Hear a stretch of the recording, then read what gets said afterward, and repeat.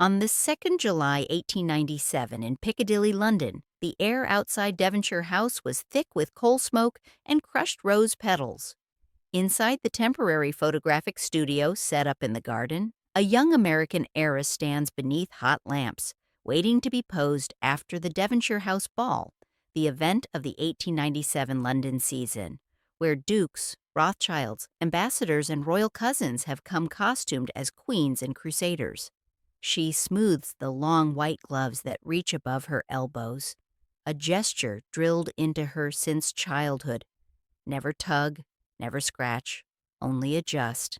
Behind her, the photographer from Lafayette's celebrated studio rearranges a plume, a train, a jeweled bodice, just as he has done for hundreds of titled guests that night. In the morning, society columns in London and New York will print the names of American heiresses whose fathers' railroads and department stores have paid for their place in this crowd. Later, historians will study the surviving photographs as evidence of a new transatlantic power. Dollar princesses buying entry into an old world. For now, there is only the rustle of silk, the weight of the gloves, and a stillness in her eyes that the camera cannot disguise. Elegance has brought her here. It will also decide what she must surrender to stay. In May 1887, in a Washington townhouse near Lafayette Square, 12-year-old Mary Victoria Later copies French verbs at a polished mahogany desk while her mother, Mary Teresa Carver Later, oversees a dress fitting in the adjacent parlor.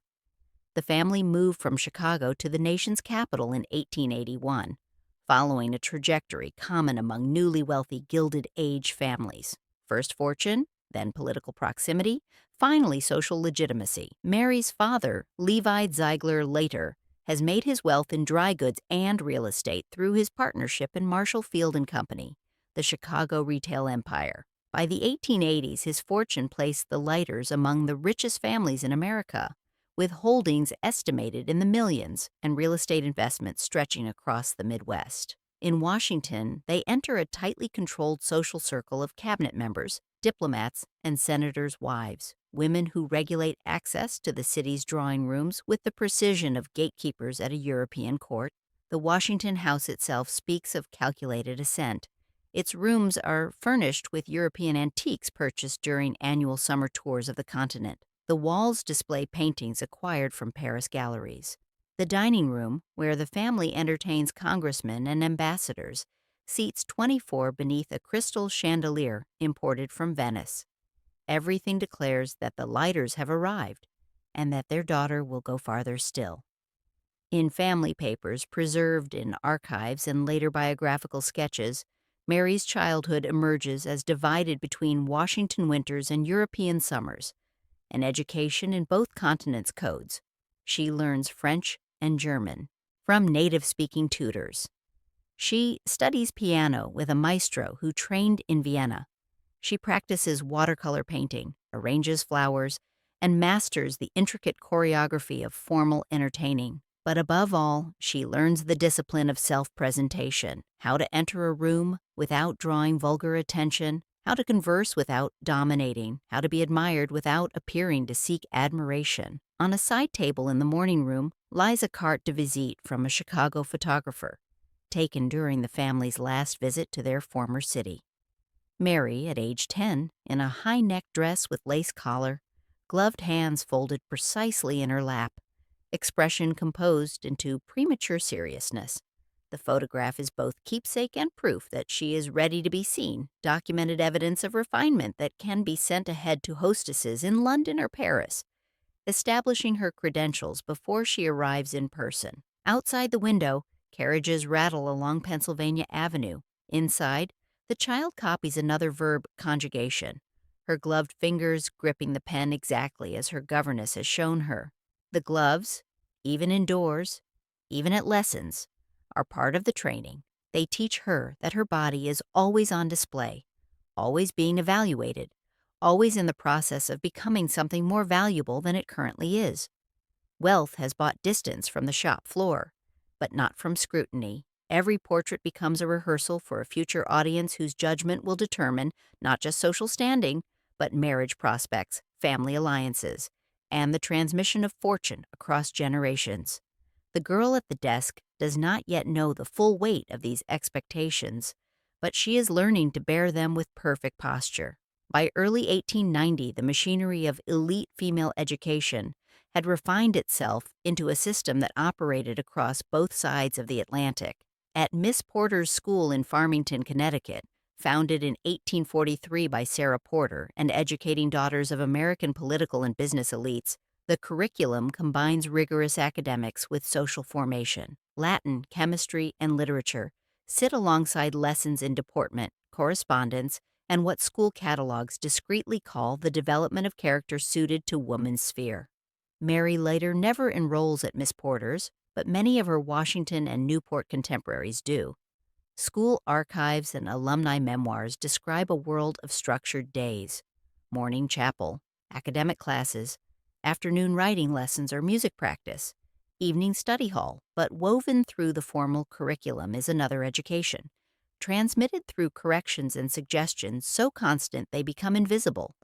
The angle of a shoulder when sitting, the modulation of voice during conversation, the necessity of appearing interested without seeming eager, accomplished without seeming ambitious. In Washington, Mary's own education mirrors this pattern under her mother's vigilant supervision. Tutors arrive daily to conduct lessons in French, German, and Italian, languages essential for navigating European society. A piano master visits 3 times weekly, drilling her in Chopin nocturnes and Schumann lieder, pieces appropriate for performance at evening musicals. A watercolor instructor guides her through landscapes and still lifes, teaching her to capture light on water and the fall of fabric, skills that will allow her to record travel in sketchbooks that can later be displayed to guests. But beyond these documented accomplishments, there is the constant, minute correction of posture and gesture. Governments straighten her shoulders, adjust the tilt of her chin, demonstrate how her gloved fingers should hold a fan or rest on a gentleman's arm during a promenade.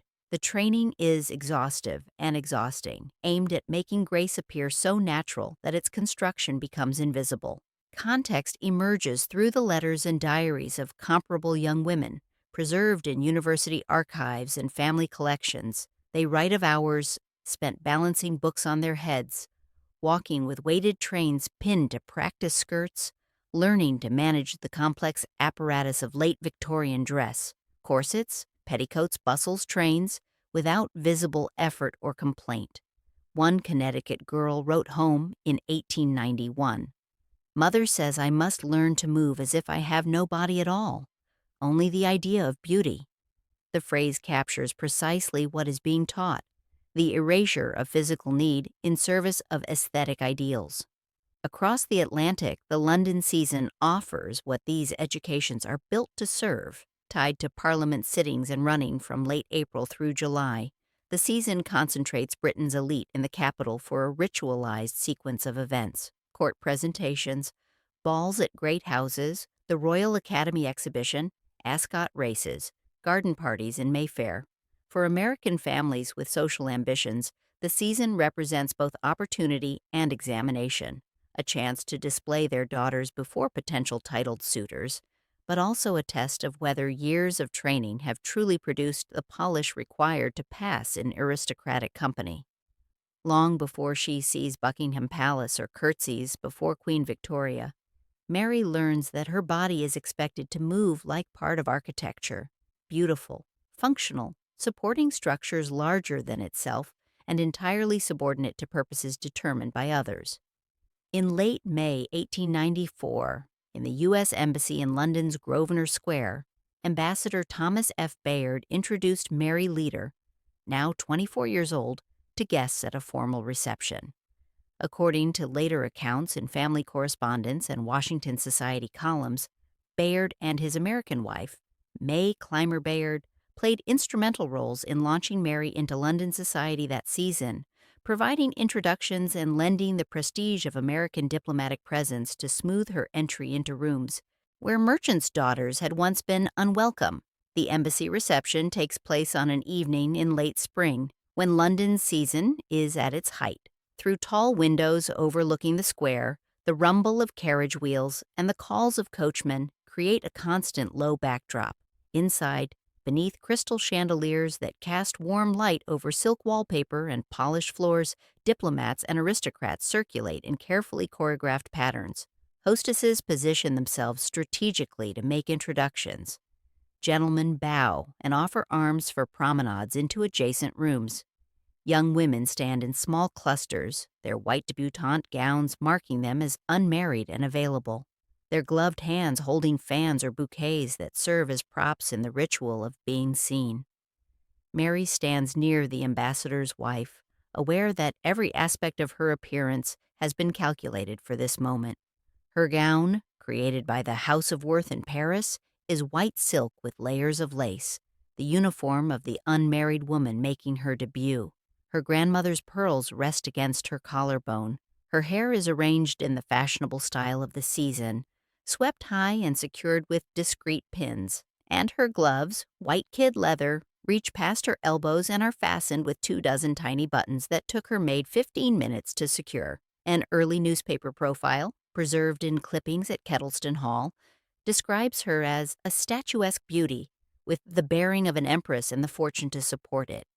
The phrasing is telling. Beauty alone would not secure her place in these rooms, nor would fortune without the refining veneer of education and deportment. She must be both, simultaneously and seamlessly, wealth made beautiful through years of expensive cultivation.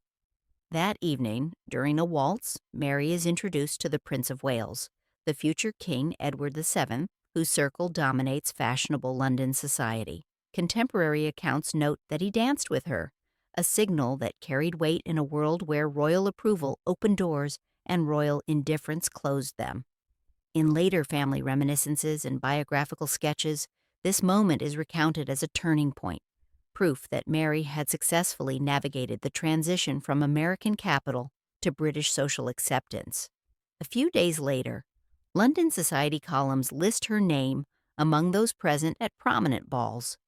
The clippings are carefully preserved, pasted into scrapbooks alongside calling cards, dance cards with penciled names and photographs from studio sittings.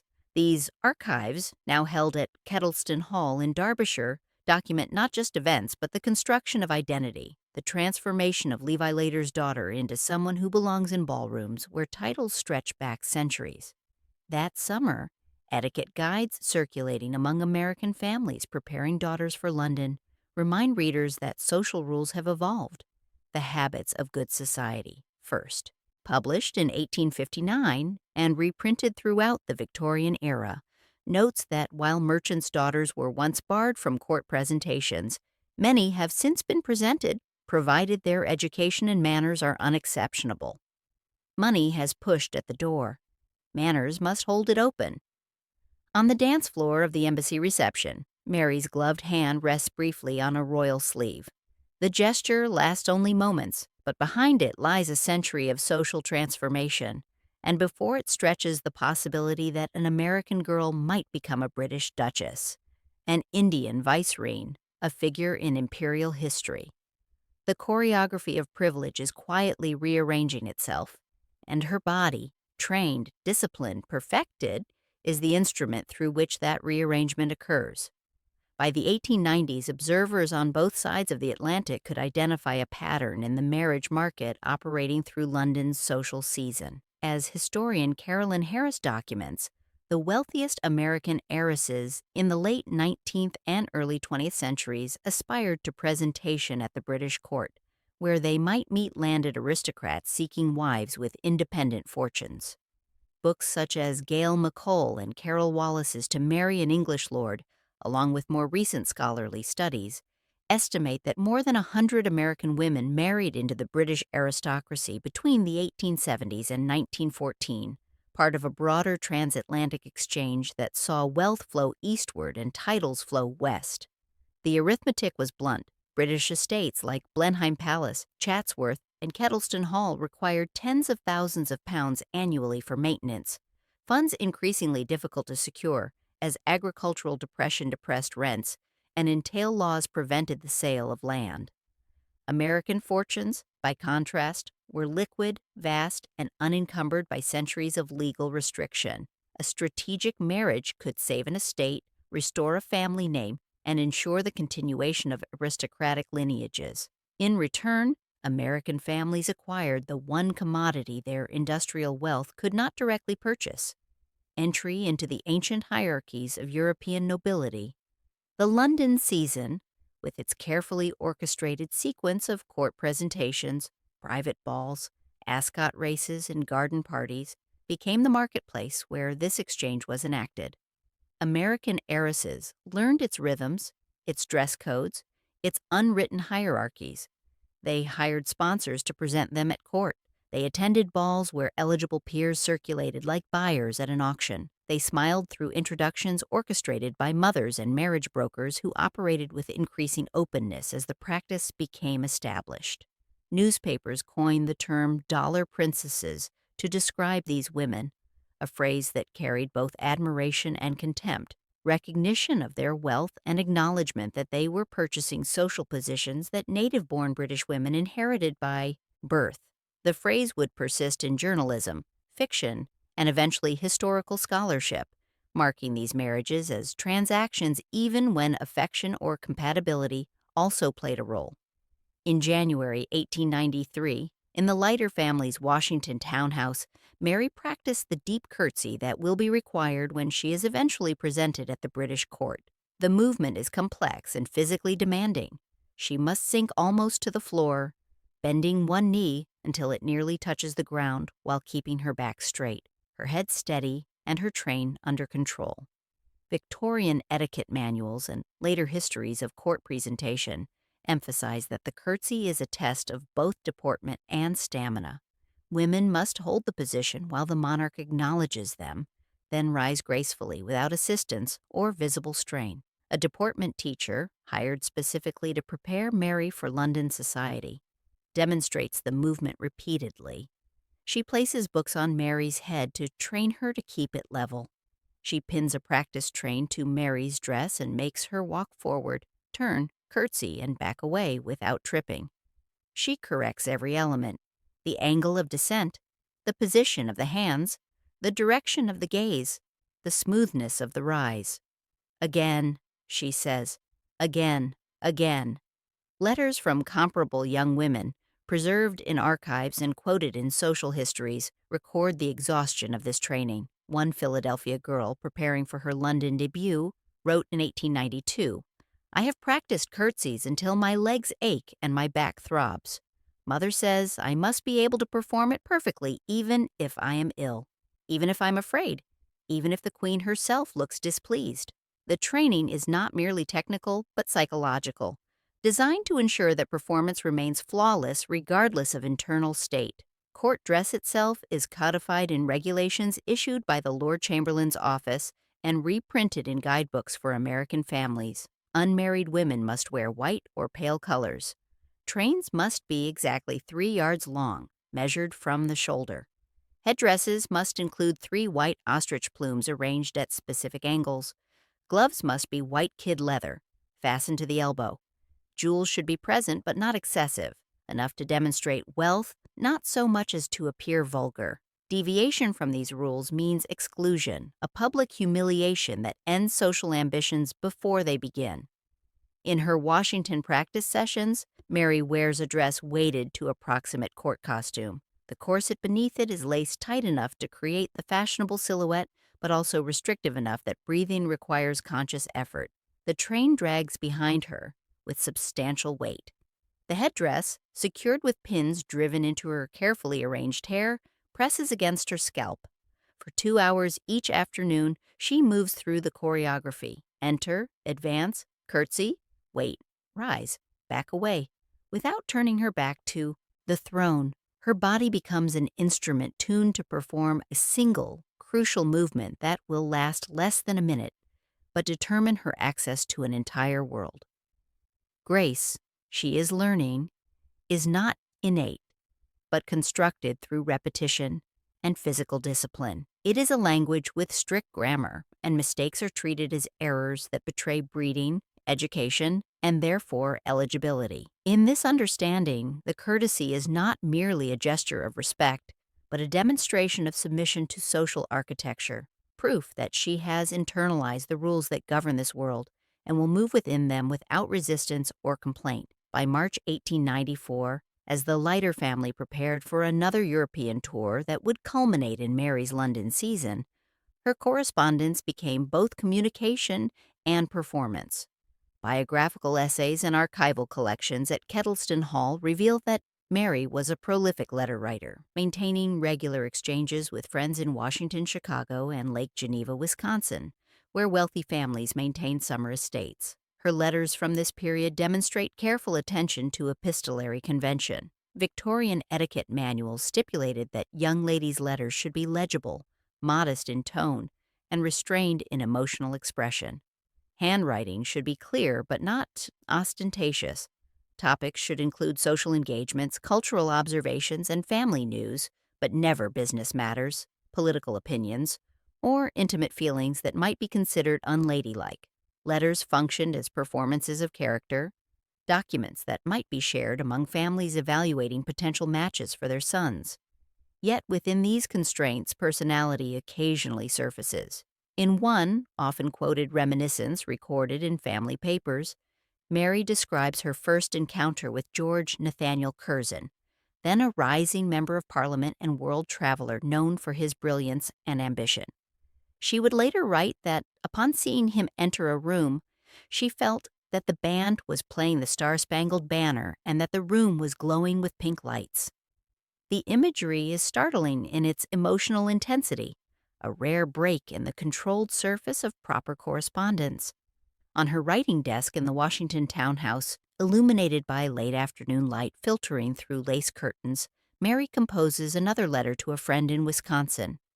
Her gloves lie beside the inkwell, removed temporarily to avoid staining them with ink, one of the few moments when gloves may be set aside without impropriety. The kid leather shows creases at the fingers and faint discoloration at the wrists from hours of wear. A maid will clean and powder them before the evening's dinner party. The letter describes preparations for London, fittings with Worth for court presentation gowns, lessons in British peerage to ensure she can correctly address everyone from dukes to viscounts, instructions on navigating country, house weekends where shooting parties and after-dinner conversations follow elaborate protocols. But between these factual accounts, there are hints of something else, a weariness perhaps, or a questioning of why so much effort must be invested in learning rules that seem designed primarily to exclude those who don't already know them.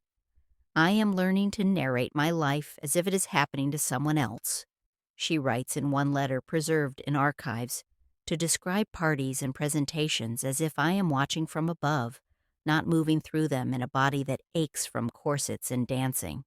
The observation suggests an awareness of performance, a slight distance between the woman writing and the character she is being trained to portray.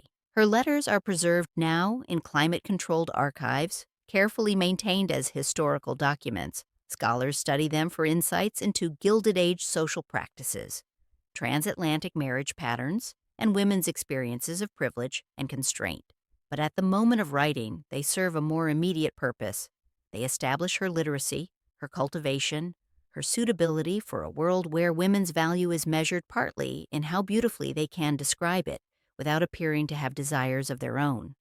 On paper, feeling is allowed momentary freedom, then folded away with the envelope flap, sealed with wax, and sent to become evidence of refinement rather than records of interior life. On a damp afternoon in early June 1894, in a rented London townhouse near Mayfair, Mary sits at a Steinway grand piano and plays Chopin's Nocturne in E-flat major for a small gathering of guests. The drawing room is crowded with furniture draped in silk, walls covered in rose-patterned paper, and windows hung with heavy velvet curtains that mute the sound of traffic on the street below. 20 guests occupy chairs and settees arranged in a loose semicircle, their attention fixed on the young American woman whose fingers move across the keyboard with practiced precision. Her repertoire for such occasions has been carefully selected: Chopin for romantic atmosphere, Schumann for intellectual credibility, and lighter selections from popular operas for guests who prefer familiar melodies. Music teachers at institutions like Miss Porter's school recommended precisely this combination, arguing that a young lady's musical accomplishments should demonstrate cultivation without suggesting professional ambition or excessive emotional intensity. The role of such accomplishments in elite female education was widely discussed in advice literature. Music filled awkward silences between dinner courses. French and Italian allowed hostesses to flatter foreign diplomats and make casual guests feel provincial. Sketching provided occupation during country house visits and created artifacts, watercolor landscapes, charcoal portraits that could be presented as gifts. Needlework demonstrated patience and domesticity. Each skill served multiple purposes: entertainment, display of education, and proof of the leisure time that marked genuine wealth as opposed to the labor-dependent existence of lower classes. But these accomplishments also functioned as auditions. Diaries and letters from comparable households describe mothers positioning daughters near certain groups at afternoon teas, steering them toward men whose names appeared in Burke's peerage, and away from those with titles but no income. The drawing room became a stage where personality and talent were evaluated by potential mothers-in-law, where a poorly chosen song or an overconfident performance could damage marriage prospects as surely as a scandal. Mary hears the gentle clink of teacups, the rustle of silk as a dowager adjusts her position, the muted conversation from a corner where two men discuss parliamentary affairs. She notices when George Curzon enters the room mid-performance, his tall figure pausing in the doorway before finding a seat near the back. Her fingers do not falter on the keys. Years of training ensure that external distractions cannot penetrate the performance, but she is aware of his presence, of being observed by someone whose opinion has begun to matter beyond the generic approval of the crowd. When the piece ends, applause follows the prescribed pattern: restrained, appreciative, sufficient to acknowledge accomplishment without suggesting that anything improper has occurred. A performance that elicited too much enthusiasm might seem theatrical, suggesting unsuitability for private domestic life. Mary rises from the piano bench, accepts compliments with modest deflections, "I'm only a student still, but thank you," and allows herself to be guided toward the tea service by her hostess. Her hands, still gloved in pale kid leather for propriety's sake, despite the afternoon hour, show faint impressions at the fingertips from the piano keys. She will keep the gloves on for the remainder of the visit. They will be removed only when she returns to her own lodgings, part of the complex ritual of dressing and undressing that structures elite women's days into distinct phases of public and private existence. In salons like this, art is never quite separate from audition. Every gesture, every note, every carefully modulated word is evaluated by audiences trained to read social signals with the precision of scientists studying specimens. Mary has learned to perform under this scrutiny, to make it appear effortless, even as the effort exhausts her. By spring 1895, as Mary's presence in London society became established, the mechanisms governing access to court became visible to American families navigating the season. The rules are explicit and deliberately restrictive. Only women who have themselves been presented at court may sponsor a debutante.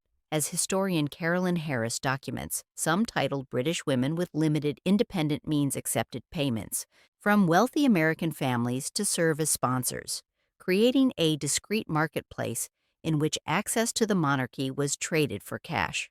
The process began months in advance of the actual presentation. Names had to be submitted to the Lord Chamberlain's office on official forms, accompanied by documentation of the sponsor's credentials and the debutante's family respectability. Applications could be rejected without explanation, though wealth generally smoothed the process, particularly as the practice of presenting American heiresses became normalized during Victoria's long reign.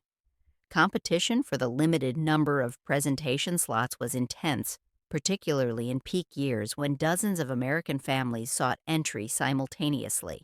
For American families, securing a sponsor and a presentation date became a campaign requiring strategy, connections, and often substantial financial inducement.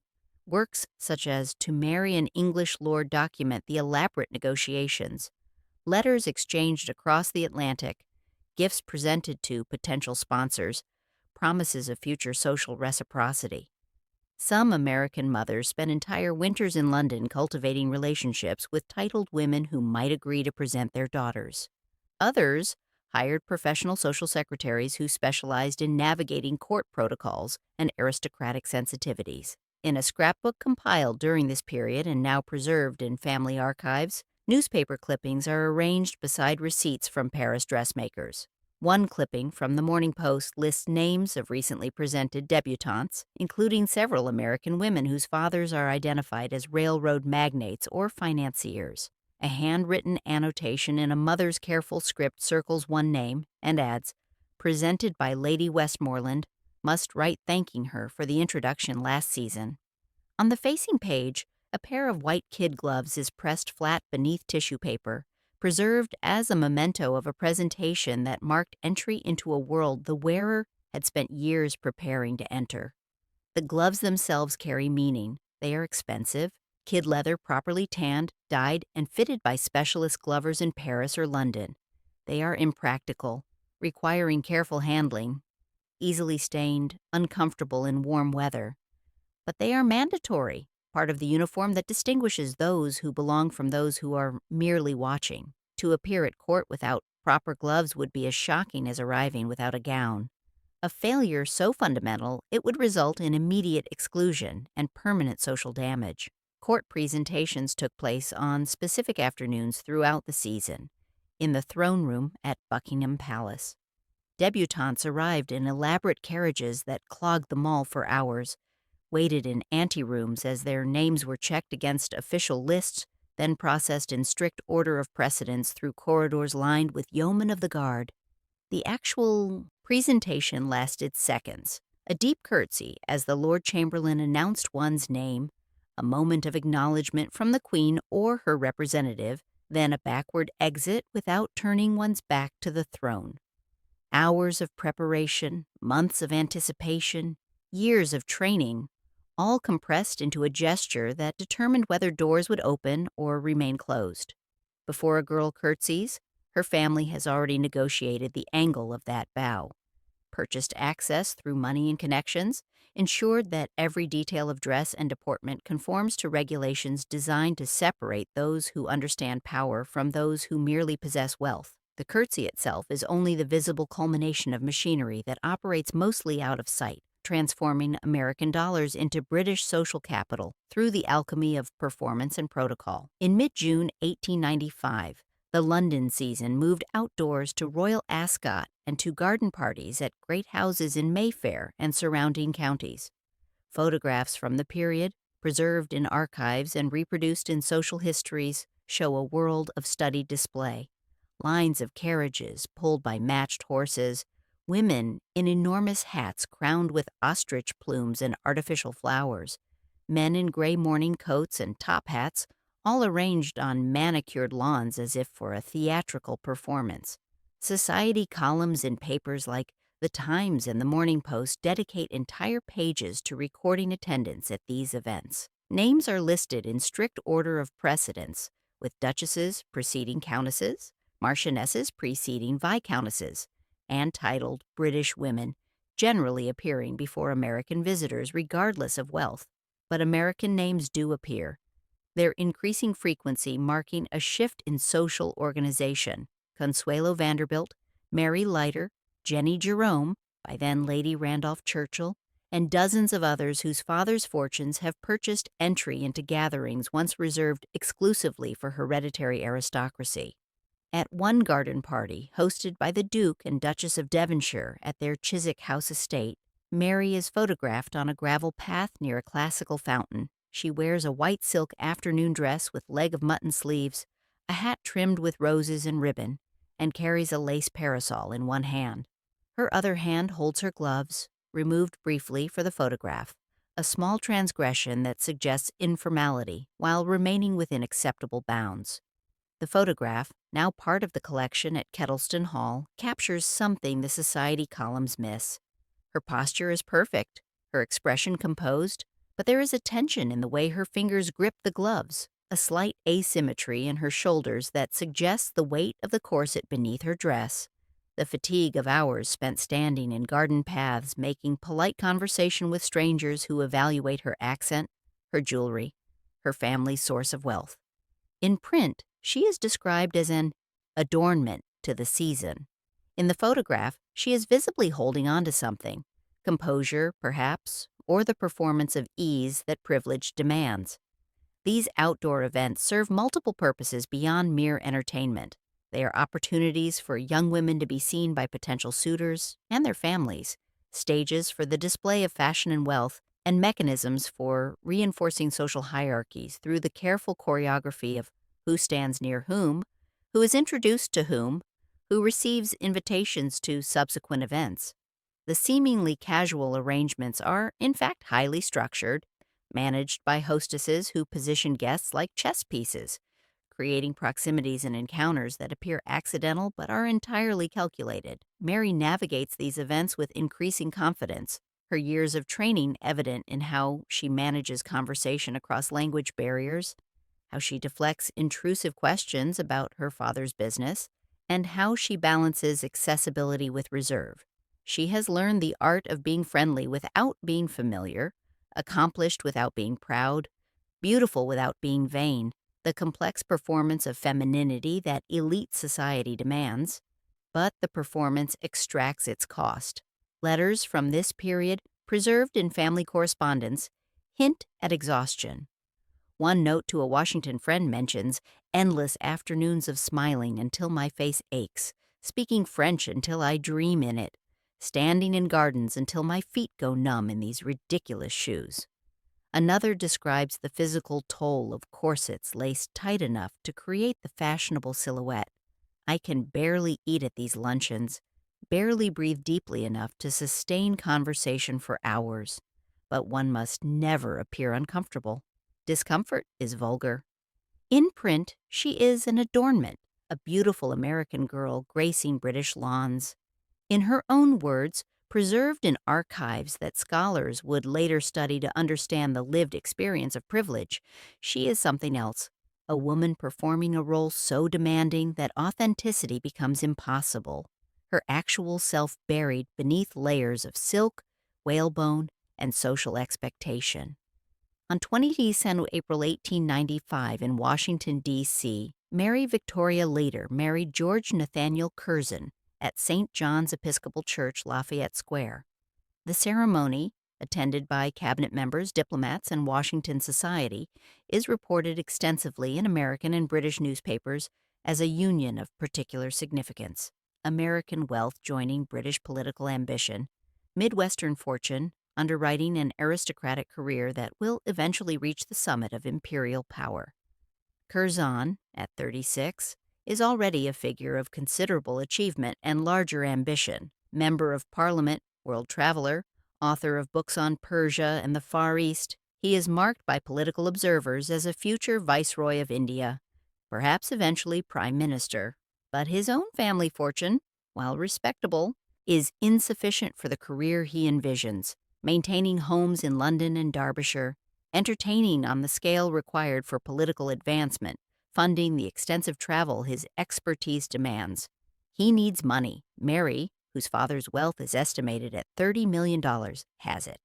The marriage settlement, negotiated by lawyers representing both families, reflects the transactional dimension of the union. Though specific figures are not publicly disclosed, contemporary accounts and later biographical studies suggest a substantial dowry, enough to restore Kettleston Hall, the Curzon family seat in Derbyshire, and to provide annual income sufficient for Curzon's political career. In exchange, Mary gains a connection to one of England's oldest families and, eventually, a title. She will become Baroness Curzon of Kettleston in 1898 and Vicereine of India in 1899. Yet letters from the engagement period, preserved in archives at Kettleston Hall and quoted in biographies, suggest that affection accompanied calculation. Mary's emotional description of first seeing Curzon, the sensation that the band was playing the Star-Spangled Banner, indicates genuine feeling. Curzon's letters to her during their courtship, while formally composed, demonstrate intellectual respect and personal warmth.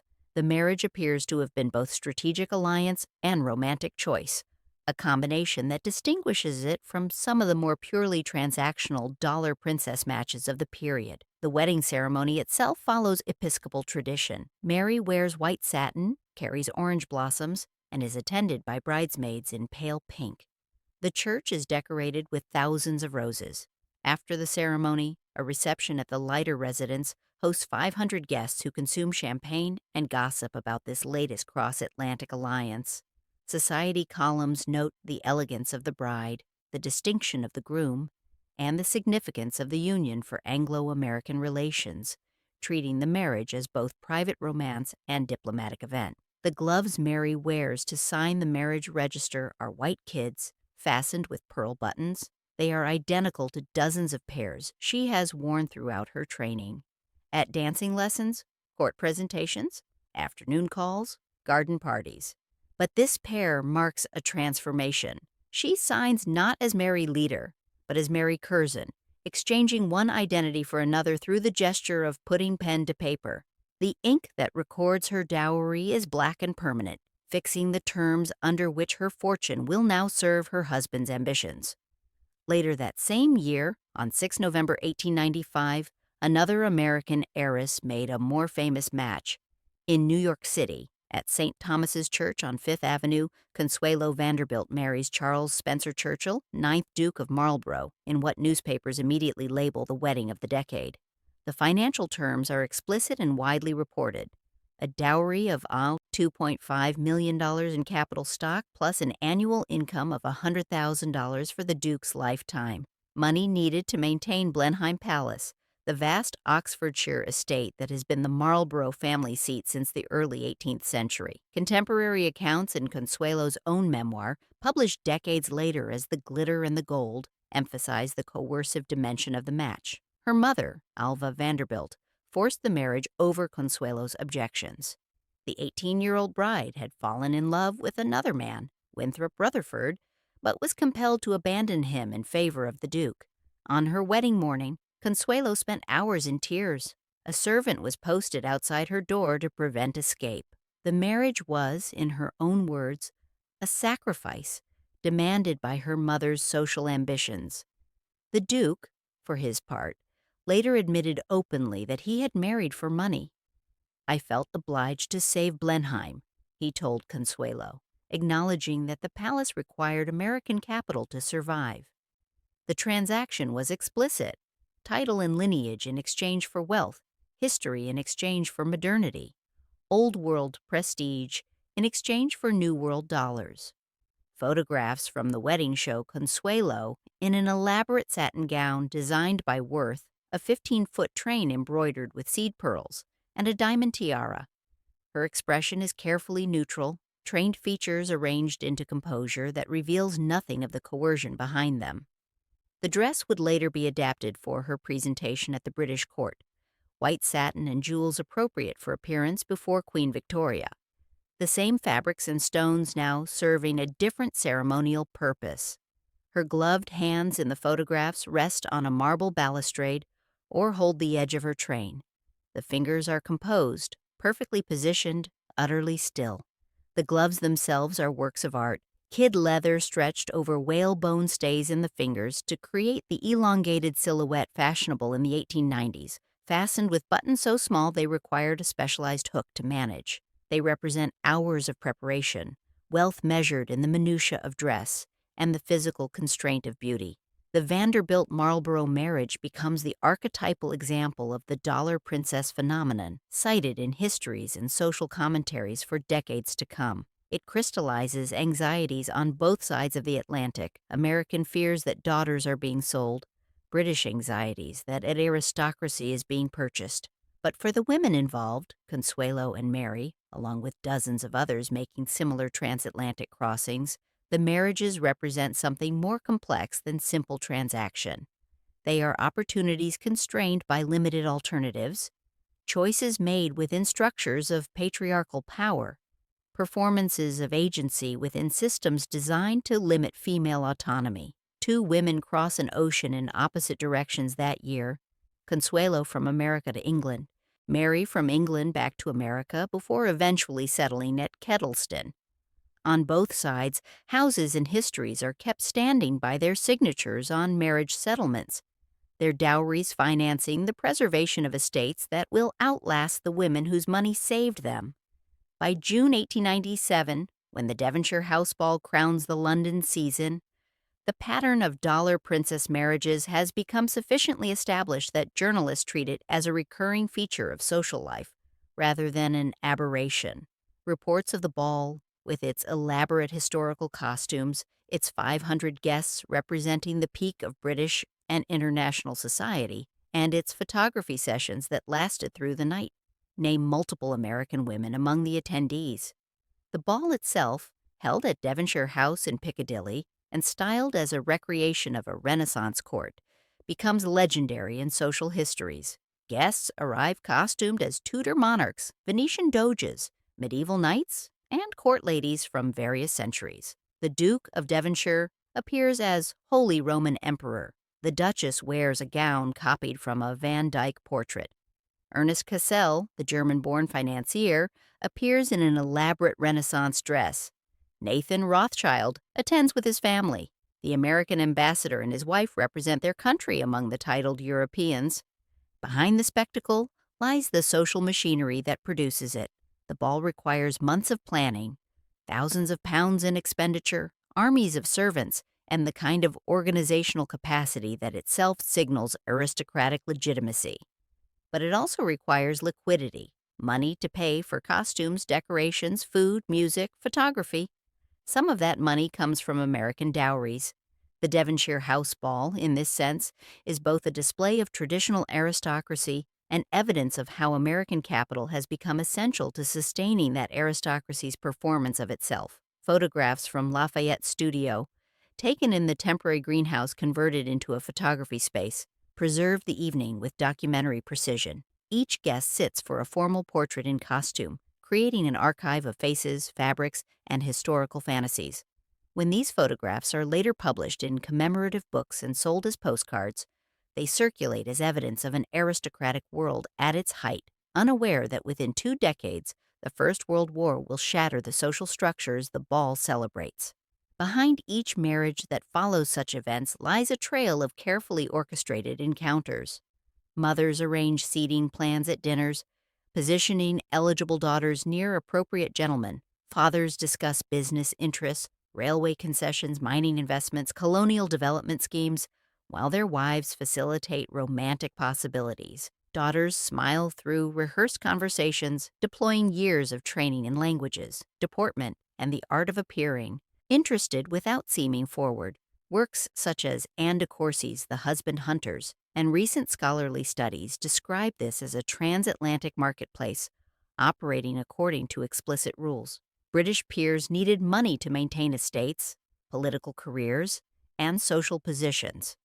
American families needed social legitimacy to complete their rise from commercial origins to establishment respectability. The London season provided the mechanism through which these needs were matched, desires negotiated, and contracts formalized through the ancient ritual of marriage.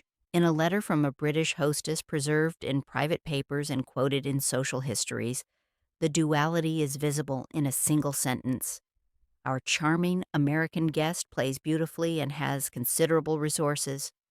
The transition from aesthetic appreciation to financial calculation occurs without shift in tone or handwriting, as if beauty and wealth are simply 2 aspects of a single evaluation. By 1897, affection between marrying couples may be genuine, and in some cases, like Mary and George Curzon's marriage, appears to have been. But affection is rarely the only calculation in rooms where family fortunes and historical estates hang in balance.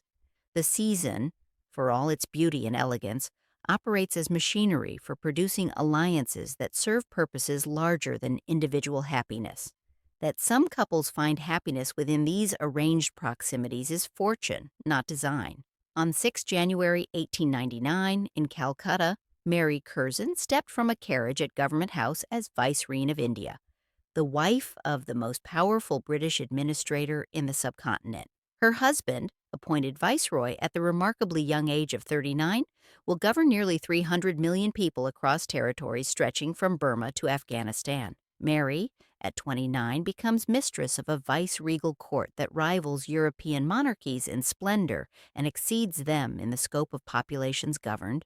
The training that prepared her for London ballrooms now serves an imperial stage. She presides over state dinners hosting maharajas and British officials. She manages a household staff numbering in the hundreds. She observes protocols of precedence more complex than anything she encountered at Buckingham Palace, navigating the intricate hierarchies of Indian princely states while maintaining British administrative supremacy. Her deportment, her languages, her capacity to remain composed under scrutiny, all the skills drilled into her through childhood and adolescence, are now deployed in service to the empire. She becomes known particularly for elaborate ceremonial dress. Photographs and fashion histories preserve images of her 1903 peacock dress, worn to the Delhi Durbar celebrating Edward VII's coronation as Emperor of India. The gown is white silk and gold embroidery, decorated with beetle wings that create iridescent patterns, a costume that represents both imperial splendor and appropriation of Indian aesthetic traditions. The dress takes months to create, requires teams of Indian craftsmen, and becomes iconic enough to be preserved, reproduced in histories of fashion, and exhibited in museums more than a century later. But Mary's role extends beyond ceremonial display. Her letters and official papers, preserved at the British Library and Indian archives, document serious engagement with social reform, hospitals, women's education, maternal health initiatives. She visits Indian women in Porta, creates charitable organizations, and uses her position to advocate for causes that Victorian patriarchy generally left to female oversight. The same social skills that once secured a husband now become tools for wielding soft power within colonial structures. Yet the physical cost accumulates. India's climate, the demands of continuous entertainment, the stress of managing a vice-regal household, and the complications of multiple pregnancies undermine her health. Letters to friends in Washington and London mention persistent fatigue, mysterious illnesses, and medical consultations that offer little relief. By 1905, after 6 years as vicereine, she was seriously ill, likely suffering from undiagnosed heart disease, exacerbated by the corseted fashion of the era and the relentless physical demands of her role. The skills that once secured a husband, posture maintained through steel braces, grace performed regardless of physical discomfort, emotions suppressed in service of social expectation, now sustain an empire's ceremonial front, even as the woman performing them grows progressively weaker. Her gloved hand receives petitions, signs documents, and waves to crowds, the familiar gesture of adjustment now serving diplomatic purposes. Her childhood dancing lessons never explicitly prepared her for, but made possible through decades of training in the performance of effortless authority. On 18th July 1906, Mary Curzon died at Carlton House Terrace in London, worn down by heart failure at age 36.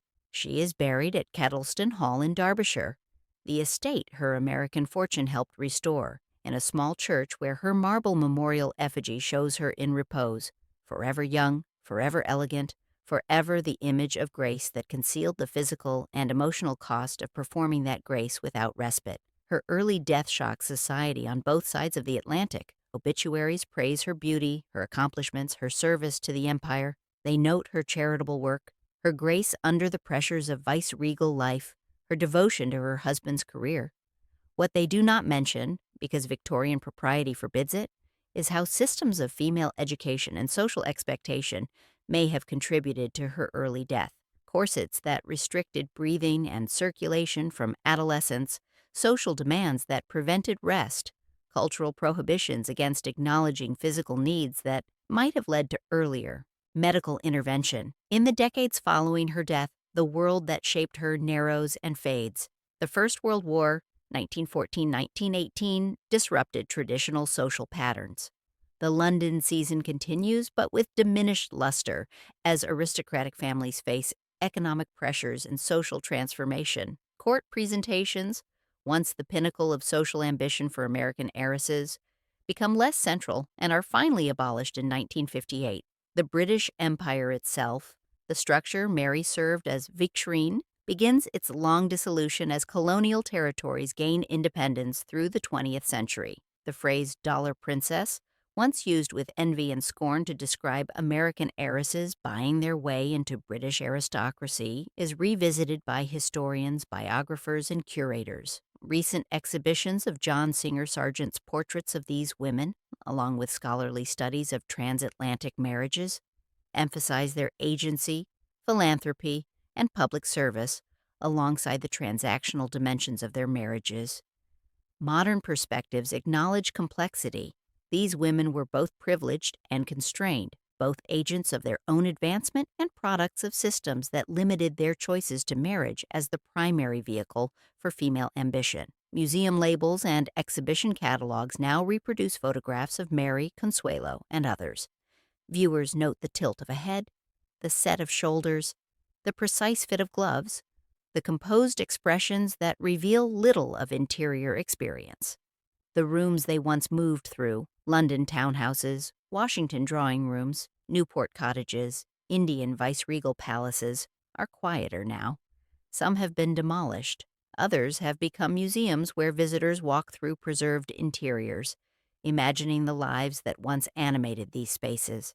At Kettleston Hall, now maintained by the National Trust and open to the public, Mary's debutante portrait hangs in a gallery alongside other family paintings. It shows her as she appeared at the beginning of her London season. White gown, layered lace, a pale mauve bow at her waist, expression composed into the practiced poise of someone who has learned to be looked at. Nearby, in climate-controlled display cases, artifacts from the period are preserved: calling cards, dance cards, society columns, and occasionally white kid gloves whose provenance is uncertain but whose meaning remains clear. These gloves, whether Mary's or another woman's, are relics of a world where grace was both armor and requirement, where beauty was constructed through pain, where women's bodies became vehicles for family ambition and imperial power.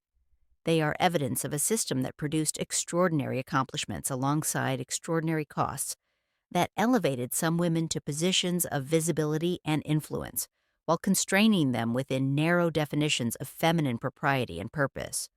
On walls and in vitrines, their images remain, asking a final question that each viewer must answer for themselves. Were these gloves instruments of freedom, allowing talented women to move through powerful spaces and shape history within the constraints of their era? Or were they instruments of beautifully stitched restraint, lovely prisons that concealed the violence of systems that valued women primarily for their capacity to be exchanged between men, to finance dynasties with their dowries, to perform grace even as it consumed them?